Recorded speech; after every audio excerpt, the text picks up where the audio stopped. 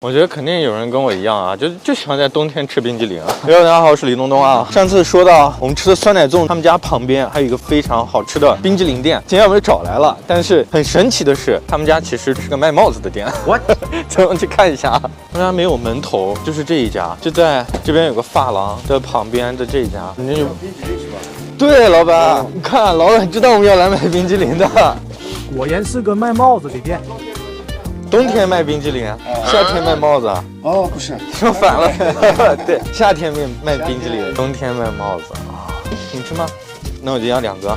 他家就是那种最传统的那种新疆冰激凌，是不是跟伊犁那边的那个口味很像？啊，一样。冬天一桶冰淇淋都卖光了。知道你们家店卖冰激凌的人是不是还挺多呢？网上有名的，但是一个毛病，吃冬天没帽子，不行。没有关系，我觉得，知道的人就会找过来吃的。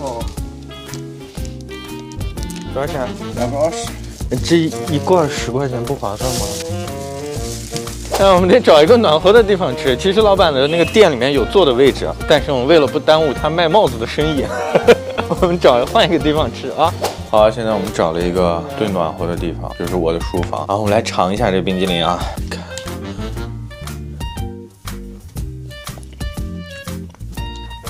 奶味儿非常浓郁，真的非常好吃，就跟我在伊犁吃的那个冰激凌非常像，非常好吃。